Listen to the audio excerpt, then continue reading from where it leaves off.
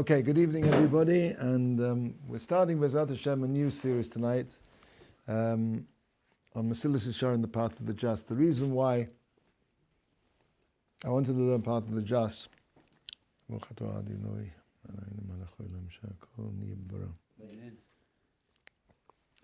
is it personally had a very big effect on me when I was getting closer to Yiddishkeit and wanting to become, I guess you call it, more observant or closer to Hashem. And it's a long story, I'm not going to go into it now, but I read a novel by a famous Yiddish author about someone who had fallen very far away from his Yiddishkeit, and he gets himself into a terrible mess in his life. And his wife, finds his wife being unfaithful to him, and he runs away. And cut a long story short, one of the things that sort of the hero of this novel, what supports him, what gives him some kind of encouragement and brings him back, is Mesillat Yesharim. So I was fascinated to know, what was this book, Mesillat Yesharim, just from this novel. And it's interesting because the author of this novel writes at the end of the book something like a government health warning. What do I mean by that? It means that he realized he'd written, the author is a Jew, very famous Jewish author, I'm not going to mention him, but he was completely secular. He grew up as a frum Jew, went off the derech completely. And clearly, you're looking for Mesillat Yesharim, so if there's one up there, if not, then I guess you can share for this week. So the author of this novel was a totally secular Jew, grown up religious, and he'd clearly written this book and this character in this book, and he felt that he'd written it a little bit too well. So he says at the end something amazing. I've never seen any author ever do anything like this before. He says that the reader should understand that the author of this book does not agree with what the lead character has to say, and I thought, like as Shakespeare would say, methinks he doth protest too much. I mean, why? Obviously, there was something coming deep from, I believe, within his neshama, which he couldn't quite get to terms with, which was the fact that he turned his back on his Yiddishkeit and he created this character who'd done tshuva, who'd returned, and he just wanted to make sure that nobody reading the book would do tshuva as well by writing this, as I call it, the government health warning on the packet. Well, anyway, he failed as far as I was concerned, because it did have a very strong effect on me. And when I picked up the book and read the introduction, and we're not going to do the introduction, I don't think, we're going to go straight dive into chapter 1, but it's worth reading the introduction. One of the things he says in the introduction is that you're not going to find in this book anything that you don't already know before. I thought what does that mean? That's like an almost kind of why am I reading the book then? And basically, he says, because what you find in this book is things that you really already know, that everybody knows. Now, I just want to preface this by saying this is not a book that tries to demonstrate the existence of God or the truth of the Torah. That's more, I would say, in the realm of Derech Hashem. The Derech Hashem, if one would like to put it, is the Derech Hashem is Hashem's view of the world, and Mesillat Yesharim is how we approach Hashem. So the Derech Hashem does deal with the mitzvahs, with why God created the world, the idea of schar v'onesh, the idea of that Hashem wanted to be mativ, he wanted to do good, to the reason for the creation of man, v'chule, etc., etc. So he doesn't deal with that in Mesillat Yesharim at all. He starts off, the departure point is that he's speaking to religious Jews who believe in Hashem, who believe the Torah is true. But he says that to the extent that things are well known and self-evident to us, so to that exact same degree they become forgotten. Now, what does he mean by this? Let's conduct an experiment. Now, who's wearing a watch here tonight? Yeah, two, okay. So 2 people here. Now, who's good at mathematics? Okay, has anybody got a calculator? So, no, seriously, how long have you had your watch for? A year and a half. A year and a half, okay. you've had the watch for a year and a half. So, and how many times an hour do you look at your watch? Probably 2 to 3. So let's say 3 times an hour. Okay, here's the math. Now, 3 times an hour for a day is how long? 72 times a day, 3 times an hour. Let's say you're awake for. Yeah, no. So let's get it 3 times an hour. And let's say you're awake for what? 10 hours, 12 hours. How long do you sleep? 8 hours, 6 hours? 7. Sleep 7 hours. So that's 7 from 24 is. I can see you're as bad as math as me. It's 17. Yeah. 17. Yeah, 17. 17, 24, you're 17 hours a day, you're looking at your watch 17 hours a day. And you look at it 3 times, so 3 times 17 is, then we're going to need a calculator. Who's got a calculator here? You got a calculator? 3 times 17 is how much? 51. So you look at your watch 51 times a day. And you take off for Shabbos, so you've got 6 times 51 is how much? 6 times 51.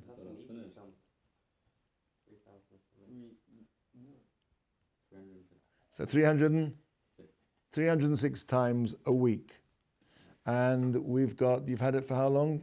A week, year and a half. So it's 52, let's call it, and 25, let's call it 75. Call it 80, you've had it for 80 weeks. So 80 weeks, right? So 80 weeks times... 24,480. You've looked at your watch around 24,000 times. That's crazy. Okay? Yeah. Now, without looking, tell me what's written on the face of your watch. The time. No, I'm saying, does it have a name? Does it have... No. Exactly, has it got anything on the watch at all? Don't look. Scratches. It's got absolutely nothing on the watch at all. So I've picked the wrong watch. Screen. Ah.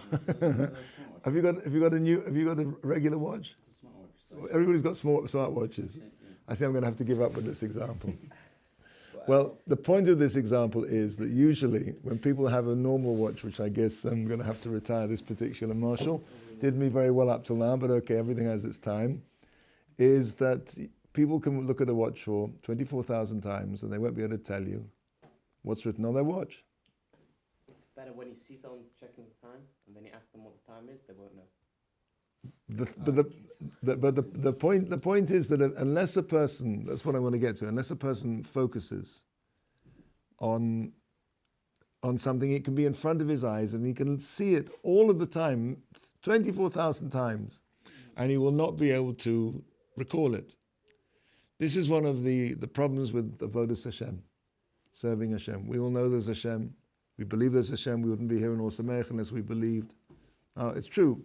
Belief is something which is constantly going up and down, but minimally the mere fact we're there proves that we believe there's a God and we believe the Torah is true.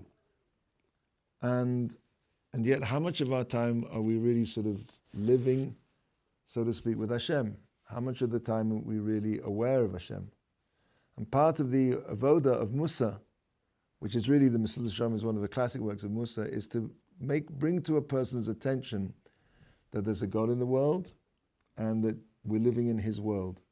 Because if person doesn't do that, then he may be from, he may keep all the mitzvahs, he may do everything right, but in a fundamental way, he has no relationship with Hashem. So this is one of the things we're hoping to get out of Mesillat Yesharim, is to increase our contact with Hashem. And I think especially now it's very important because I think all of us feel in yeshivas that we owe a tremendous gratitude. We had a terrible tragedy today. 21 soldiers were killed in action. And I was thinking to myself, why is it that the number of 20, because there were so many, Hashem Yerachem, do we need that to impact us? Every single Jewish life that's lost, every day soldiers are being killed. And for every one of those soldiers, that's a tragedy that breaks their entire family. Young lives being cut short. And our responsibility here in the yeshiva is to take upon ourselves the responsibility that as much as we can is that we should put ourselves, have our mind on them, and in our davening and our learning, to understand that we are part of this process of protecting Klal Yisrael, and we have an important and a vital and hidden part to play, which makes it more difficult. And that's why I think now more than ever, it's very, very important that a person has to focus on his avodas Hashem and his ben adam lechaveru, the way he treats his fellow, because all of these things are contributing to the war effort. Again, it's something which is subtle. No, that's not the right word. It's something which is hidden, but it's extremely powerful.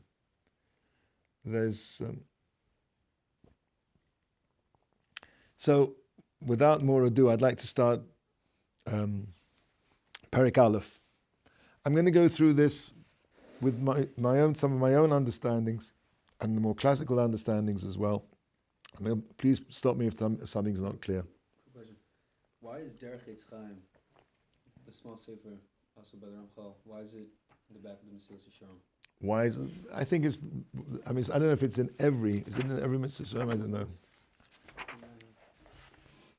It's not in this one. It's a printing. I think it's just convenient. It's not. I don't think that the two Sforim are not. I haven't learned Derech Eitz Chaim, but I think it's much more to do with Kabbalah. So okay. So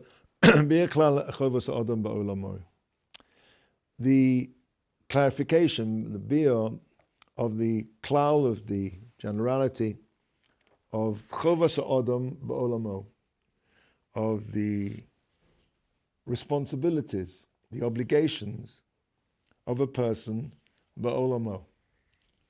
So I want to, before we go anywhere, to deal with this title.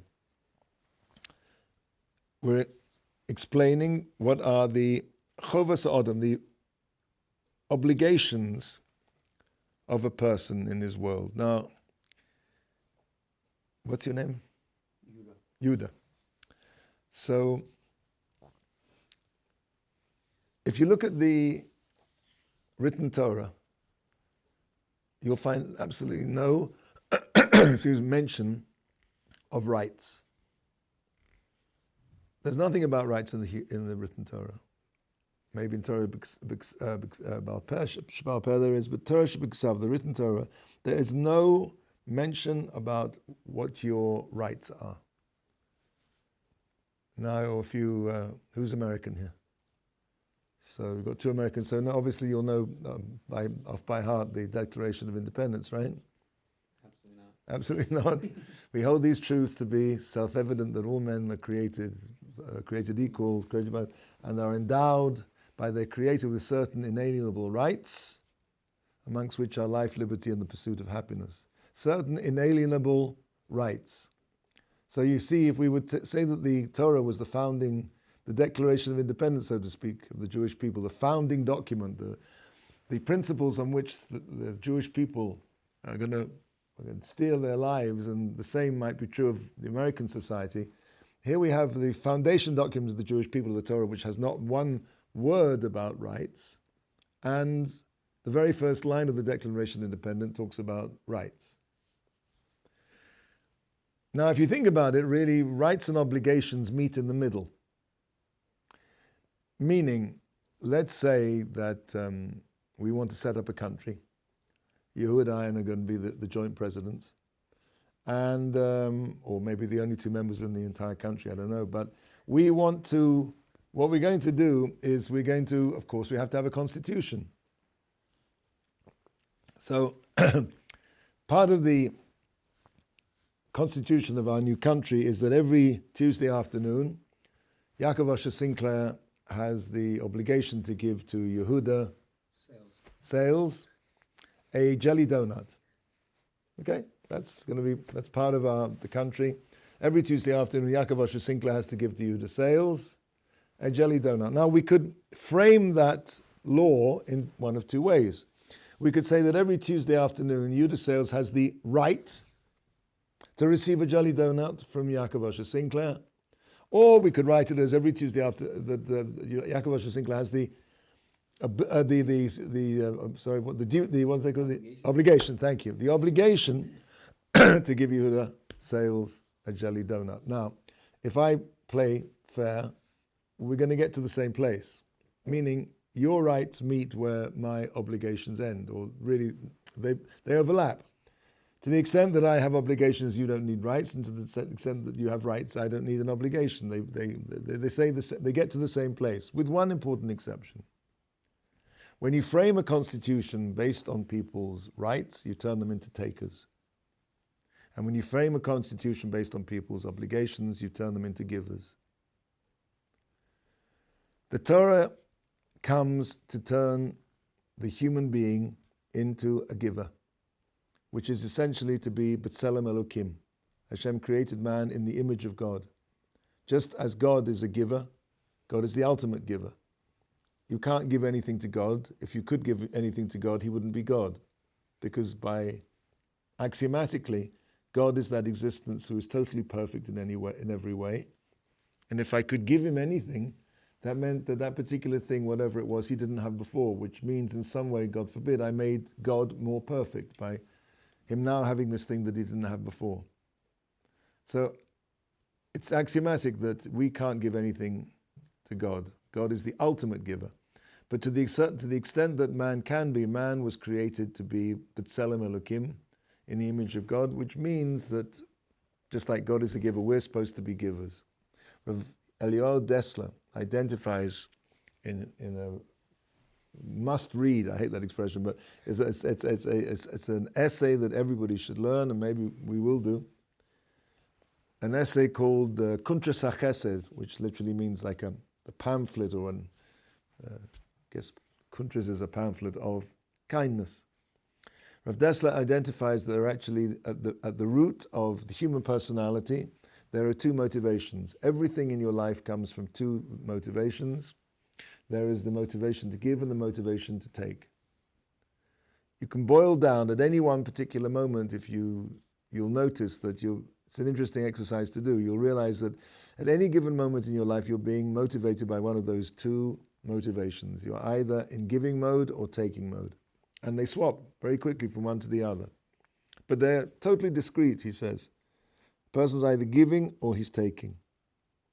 And as I said, it can change on a flip, in a split second from, in other words, hidden with every act of giving, sometimes there's an act of taking, which is, what am I taking? I'm taking the kavod, I'm taking the glory. Here, I'm such a good guy giving. I remember my Rebbe told me once he was learning very late in the yeshiva in Baltimore one night. And so I don't know, 12:30, 1 o'clock, and somebody came in. He said he found it very difficult to resist the temptation to look around and see who it was watching him being such a tzaddik. So, okay, on the one hand, he's giving, he's learning Torah. It's the biggest gift you can give to the world. You're creating, for that reason, the whole world was created. Nefesh HaChaim says that if there was one, God forbid, one split second where there wasn't Torah being learnt in the world, learns it from a posik, Chukos Shemayim im lo brisi Shemayim im lo brisi yomam v'layla Chukos Shemayim v'aretz lo samti. Were it not for my bris of day and night, the bris is the bris of the Torah. Were it not for that bris of the Torah being learnt, Chukos Shemayim v'aretz lo samti, I would never have placed the laws of heaven and earth. Meaning the natural world is dependent on the existence of the Torah. If the Torah, God forbid, wasn't being learned, the Nefesh HaChaim says, then the world would return to an earlier stage of tohu vavohu, formless and emptiness. But Baruch Hashem, because the world is round and there's always going to be day and night, somebody somewhere is always learning Torah. Torah is the ultimate gift. But says Rav Dessler, the whole human personality is based on these two desires. The desire to take is the root behind all wars or immorality. All bad midas eventually go back to the desire to take. And all good midas, all good parts of a person, come from the desire to give. Justice, kindness, obviously, sympathy, humility. All of the good things in a person's personality can be traced back to that root desire.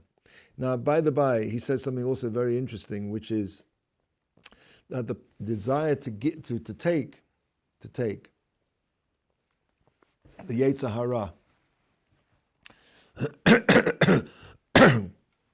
has a very interesting aspect to it that it's actually not based at all on the thing itself. I think we've all had this experience. So let's go around the room. All of you have got some kind of hobby probably, or what's your hobby? Working, all right. That's not a very easy one. I just started learning guitar. So Guitar, okay. So presumably, if you like guitars, how many guitars do you have? one, Only one. How many would you like to have? maybe two. Okay, you mean you don't suffer from GAS, What's that?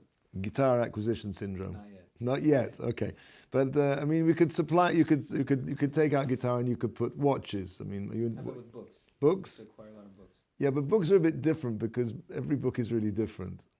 What I'm, but what's your hobby? I like nature. Nature. Okay, so probably there are all kinds of nature equipment and stuff that you need, hiking boots and stuff. All the You can always go to a million different places. It's always a million different places. Okay, so all right, very good. You know, so and what's your hobby? Surfing. So you probably want to get a better surfboard, right, or a faster surfboard. So I think everybody's maybe not everybody. I say I'm talking for myself. I know I'm not going to tell you what my particular. But whatever it is, let's say for the sake of argument, and it's not, let's say you're into watches. So, you know, and you save up all your money and you manage to buy yourself whatever it is. But really you would like a Rolex.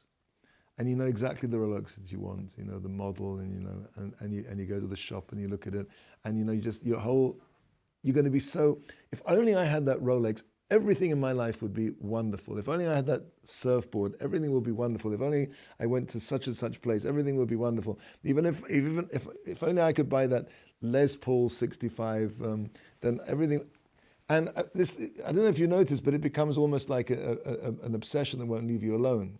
You kind of walk around, and it pops into your head to the extent that, you know, you can be in the middle of davening and you can sort of Baruch Ato ha Rolex. You know, it just pops into your mind in the most unpleasant and the inappropriate times. And what happens? So okay, let's say you buy your new surfboard, or you buy your new guitar, and, you know, you open it up and it's beautiful, and that sort of smell of new guitar as you open up the plush case and you take it out, and oh wow, you know, and then about a week later it's still very nice, but and 2 months later it's another guitar. And so what happened? The answer is, Rav Dessler explains, the desire to take has got nothing to do with the object itself. The desire to take is based on the principle of taking what I don't have and moving it within my perimeter. The desire to engulf and devour, to consume. And it's the feeling of the consumption, or the dream of the consumption, which is the delectable part, so to speak. It's the desire to take possession. And of course, once I have it, then of course it loses that beautiful taste because I already have it. And he says this is why people have immoral relationships, because of this idea. And once they have whatever it is, their desire, then it palls very quickly. It becomes stale. And this is true with relationships, God forbid, and it's true with guitars, and it's true with surfboards, and it's true with nature, and it's true with anything you might want to mention. Because the desire to take is really something which cannot be satiated, cannot be satisfied. It's the green-eyed monster that mocks the meat it feeds upon. It constantly wants more and more and more. And when a person gets hooked into taking, he will never be happy. These two are the root motivations of the human personality. And as we said, Judaism is framed as a series of obligations and not as a series of rights, because rights make a person into a taker. And taking is the root of all evil. So that's why Bia Klal Chovas Ha'odam, we're interested in, a person has to explore, what are my obligations? Why my obligations? Because obligations make me a giver. And being a giver is what Hashem wants me to be. That's what He created me to be. And that's what makes me happy. People don't realize this. People think that acquiring is what makes them happy. The reverse is actually true. The reverse is actually true. What makes a human being really happy is to give. Because basically when he gives, he's fulfilling the purpose of his creation. He's aligned himself with the purpose of the Creator. And he feels that deep down in his neshama, this is what I should be doing. This is the right thing to do. And I'm not just talking about Jews here, non-Jews as well. Why is it that you see that people, multi-billionaires, suddenly have a desire to give all their money away? Because that touches a very deep chord in the human being. So, the next thing is, I want to talk about the explanation of the obligations of a person, ba'olamo, in his world. Now, what is his world, ba'olamo?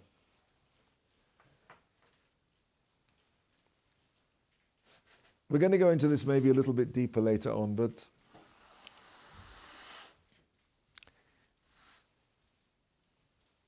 I'm going to leave this for now. I'm going to come back to this idea. Okay, let's start in proper. Yesod Chasidus v'shoresh avoda hatamima hu sheizbore v'ames etzel ha'odam ma chovosa b'olamo u'ma tzorich sheyosim mabata magmosa b'chol asher hu omel kol yimei chayov. Yesod HaChasidus, the foundation of Chasidus. Now, Chasidus doesn't mean the movement that the Baal Shem Tov started in the 17th century. Chasidus means going beyond the letter of the law. Noach was a tzaddik. Abraham is the pillar of Chesed. Noach was a tzaddik. Noach tzaddik ish tzaddik b'dorosov in his generation. What is a tzaddik? A tzaddik is somebody who does what he's supposed to do. Noach looked all after all the animals in the ark, but he would have been perfectly happy if there could have been a robot who could have gone around and done all the cleaning and all the feeding of the animals. It wouldn't have bothered him.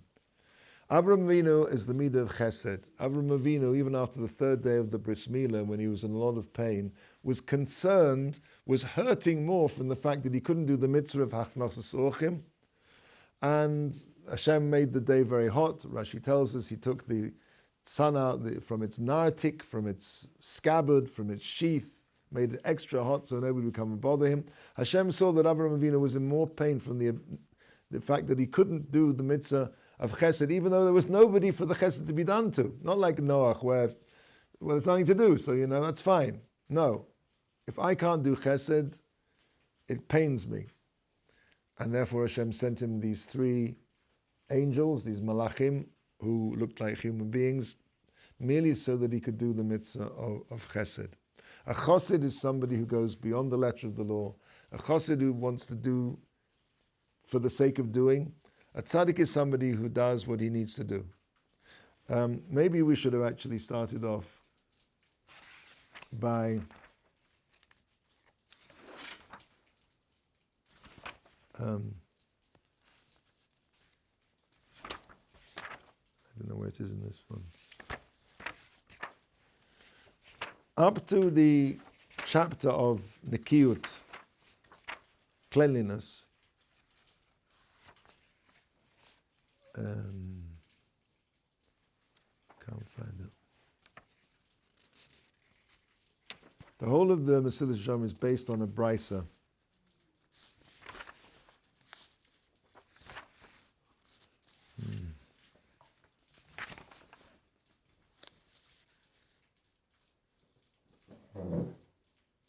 Yeah, it's a brisa in Avodah Zarah. Mikonam Rabbi Pinchas ben Yoel, and Pinchas ben Yoel says, Torah mevi lidei zehirus. The learning of Torah brings to zehirus.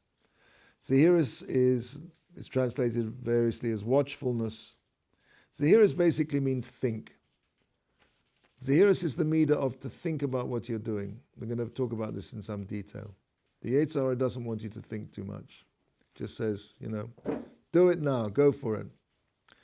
Zehirus, watchfulness or carefulness, mevi lidei zerizus, that brings to the hands of literally of alacrity, doing things, doing mitzvahs, running to do mitzvahs. Zerizus mevi lidei nikius, that brings to the level of nikius. Now, nikius means cleanliness, literally. It means freeing a person frees himself from his aveiras, and he's doing everything it says in the Shulchan Aruch. if any of us get to that level, we'll be doing very, very well. Now there are other levels above this, and these are the level up to here is it's tzidkus, what we would call being righteous, being a tzaddik. Being a tzaddik means doing what it says in the Shulchan Aruch. Then nikius may be delay precious.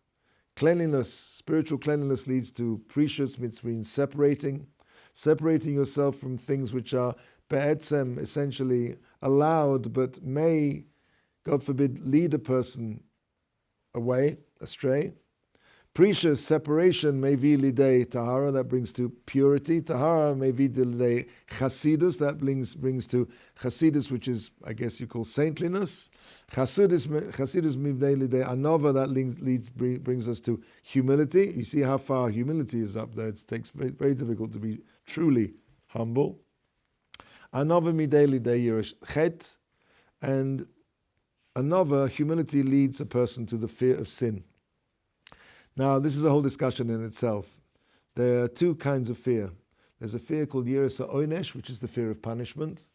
And the Rambam says that's only fitting for people on a fairly low level. And halavai, we should get to that level. And that is a person doesn't do an avera because he doesn't want to get hurt.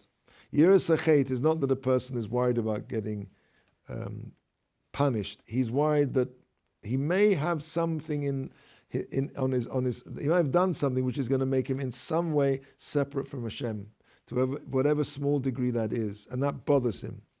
And yiras chet may be de kedusha. The fear of sin brings a person to kedusha, holiness. Kedusha may be de ruach hakodesh, and that brings the level of ruach hakodesh. And ruach hakodesh may be lidei tchias hamesim, all the way up the ladder to a state where a person is able to be revive the dead. The Mesillat Yesharim doesn't get to that. He doesn't go to Tchias HaMesim. I think he just gets to Ruach HaKodesh. So these are the steps that we're going to be talking about. So the first step along the ladder is already looking our trajectory. Even at the beginning, he's talking about Yesod HaChasidus. That's the very thing he starts off with. The foundation of Chasidus means that's where a person should have a desire to aim for. To aim for that. Now, I once asked my Rebbe, most of us will have a very hard time getting to tzidkus. Why do we bother to learn the rest of this book? Why don't we just stop at Nikias? Why are we learning about all these things that, for sure, in our generation, I can't say for sure, but I would say almost definitely there's nobody in our generation. Again, I can't say that for sure, but almost nobody in our generation which will get to these higher levels of Chasidus. So why do we learn about them? So he gave me the following answer. There are two answers. Number one, the mere fact that you know certain these levels exist, what they consist of, makes you a different person. The mere fact that you are cognizant that these levels of spirituality, of closer to Hashem exist, that makes you a more spiritual person, even if you'll never get there in your life. And the other answer is that it's true that most of us will never reach these levels, but it's possible for a brief period of time, for maybe even a split second, that we will be able to raise ourselves up and touch one of those levels, even though we can't stay there, we can't hold at that level. And for that, it's going to be worth learning about them. But clearly, Yesod HaChasidus, that's where our eyes should be focused. Okay, so Yesod HaChasidus, v'shorish ha'avoda, and the root. And I'd like to say here that Yesod is something, and Shorish are really two different. Yesod is something which is, inanimate. A foundation is something which is stone, which is unforgiving, which is, fixed. And a shoresh, a root, is something which is dynamic, which grows. So what is the understanding of Yesod HaChasidus for shoresh ha'avoda ha'temima? So there are really two parts to service of Hashem. One is we all work within the code of the halacha. The code of the halacha, in a sense, is fixed. It's true, halacha will change as new things come into the world. But we have a Shulchan Aruch, we have a poskim, we have, let's say, a spectrum of opinions, but usually those spectrum of opinions apply to fairly narrow circumstances. Nobody will tell you that you can cook on Shabbos. Nobody's going to be able to tell you that you can eat bacon, God forbid, unless, of course, you're starving on a desert island. The Torah is, to a certain extent, a yesod. It's fixed. But on the other hand, there also has to be, each individual person has to find his own way, his own shorish, like a shorish which grows, a root that grows. So a person has to find within that the strictures of halacha his own personal expression. This is very, very important. Sometimes people think that being an Orthodox Jew is to be like an automaton, to be a robot. Nothing could be further than the truth. Hashem made us all tremendously different. Why? If he really wanted robots, then why don't we just, come out a cookie cutter out of the factory as all pre-wired and ready to go? No.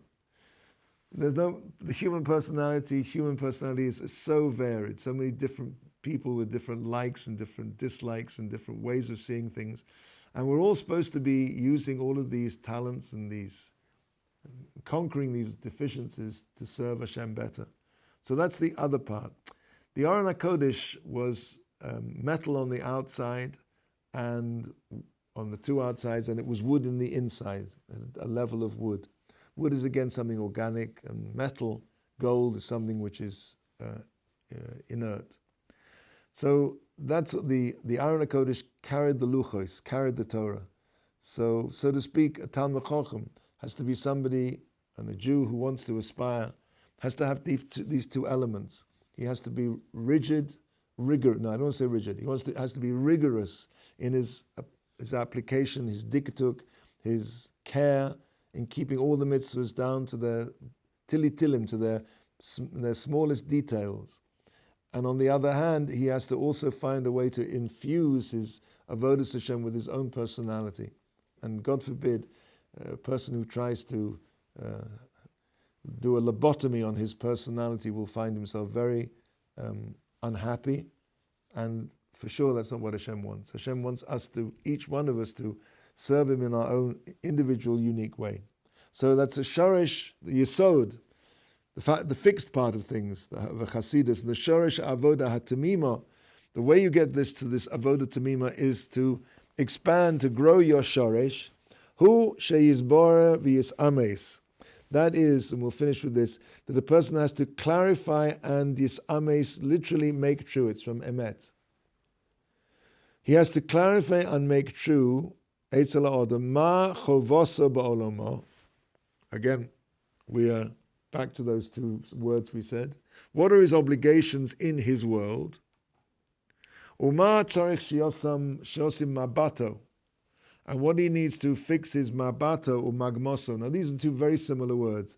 Magma means something like target. Mabat is a target. Magmoso is like, I think, another word for target. So it's here, aiming for and how it can be achieved. Oh, aiming for and how it can be very good, because basically mabato and magmoso are what we would call in English strategy and tactics in everything that he does in his labor in all the days of his life. Where he has to work out where he needs to get to.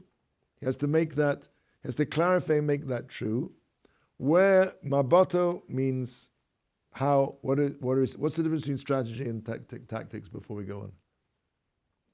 So it says here, you need to work out what you're aiming for and then how you can achieve it. Exactly. Strategy is where I want to get to. Tactics is how I get there. So a person has to work out a strategy, meaning where am I trying to get to? And then two, how do I get there? But before we get there, forgive the pun, he said before, that a person has to make clear and make true. What does he mean by these two words? He has to make clear, make true what are his obligation in his world, and to what he's going to focus his strategy and his tactics, as we said before. Yizborer vis ames. So Yizborer, I want to say, something which is clear is something which is talking about logic. Meaning, a person has to first of all make clear what it is what his obligations are in this world. And the obligations of clearly are therefore, his obligation is to be a Jew. His obligation is to follow Hashem, to follow the Torah. So he has to make that true to himself, that there's a God, that there's a Torah. He has to, as Rabbi Gottlieb would say, he has to verify. He has to do the historical verification of the Torah, or whatever he needs to do intellectually to make his mind comfortable. As Rabbi Kellerman put it, that he gives himself permission to believe. However, intellect is not enough. A person lives in two worlds. One is the world of the intellect, and the other is what I like to call an emotional reality. The emotional reality is that intellectually I understand. I mean, put it this way, a person can intellectually maybe conceive of the ideas of God and Judaism, but unless he inculcates that into himself, it's quite possible for him to drive out of Osamech, God forbid, and go and find, the nearest Big Mac, non-kosher Big Mac. Because it's not part of his life, it's not part of who he is. Yisames means that it's the emotional reality by which I live. That's the reality in which I live. Let me just finish out and I'll explain, let you speak. In other words, people tend to think that belief is something which is you either believe or you don't believe. It's an on-off position, or maybe even if it's not an on-off position, but it's some kind of dimmer. And really that's a better way of looking at it. What I want to say is that Emunah is a midah. Emunah is something which is, let's give an example. There's a midah called kas. A midah, how do you translate midah into English? A personality trait. That's why I think it's connected with the idea of to make something true. To make it, you have to make it true. You have to live within that truth. You have to intellectually understand it, and then you have to live within that truth that you've intellectually arrived at. And that's a separate process, because let's say, for example, there's a midah called kas. Kas means anger. So intellectually, a person could understand that to be an angry person is an extremely bad thing. But that won't stop him being a kason. It won't stop him being an angry person unless he takes positive, active steps to work on his midah. We've all heard this expression, to work on your midas, to take steps, to find emotional, spiritual exercises to change or modify your midot, your character traits. So just like a person needs to work, if he's, God forbid, has basically the midah of anger, he has to work on that. He has to find ways to improve his character. And it's something that can be done. So similarly, midah, there's a midah of emunah. Belief is not a light switch, but emunah is something which has to be constantly strengthened, or, God forbid, it can be weakened. And to that extent, I want to say we're living in, that's what he talked about, yisames. He has to make something clear. True. He has to live it out. He has to do things which strengthen his emunah. And one of those things is learning Torah. So that's what we're going to start off with. When a person learns Torah, and principally Chazal, which deal with the strengthening of emunah, then this is something which helps him. So that's what he needs. I think we're going to finish here, and you can ask some questions. Yesod Chasidus, we'll read it again. First of all, let's just sum up what we said. Be'er klal of avodas ha'odam b'olamah. The description of what are the general principles, the general categories of the obligation of a person in this world. We spoke about that. That's the title. The foundation, Yesod Chasidus, the foundation of Chasidus, V'shoresh ha'avoda ha'tamimo. Yesod is something fixed, Shoresh is something dynamic, is organic, is growing. Avoda tamimo, perfect service of Hashem as much as we can. Who she is borer, that a person has to intellectually clarify, v'yisames, and live within that realm of his intellectual clarity. make it true for himself. Eitzel Adam, with regard to a person, ma choivaso b'olamo, what are his obligations in his world? And we didn't go into his world, and we'll do that next week, why it says his world. Why not the world? We'll start with that next week, please somebody remind me. But olamo, his world. Ulama tzarech shiasim maboto, and to what he needs to focus his strategy, his end game, so to speak, umagmoso, and the technique by which he'll get there. B'chol asher hu omal omel, in everything that he labors hard all the days of his life. And also, I want to go into this word. What does it talk about? Hard work, laboring hard. The nature of a person is basically, Chazal say, Adam la'omal yulad. A person is born to work hard, which I think is what your hobby was. Anyway, we'll leave it here. If you have questions. Yeah, for a person that leans more emotionally, is it more important for him to focus on serving Hashem emotionally rather than intellectually? Or which route does he take?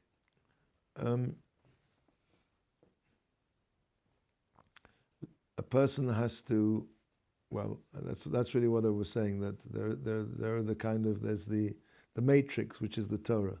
The Torah gives you the framework of life, and within that, it's up to you to bring your own personal, emotional self to fulfill the mitzvahs in the way which is individually and uniquely yours.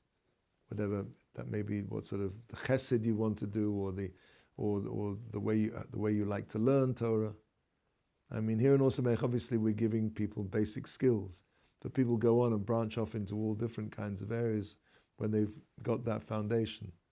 In a sense, sort of, I guess, like I don't know if I want this to be put out to the world, but Osamech is like a remedial school.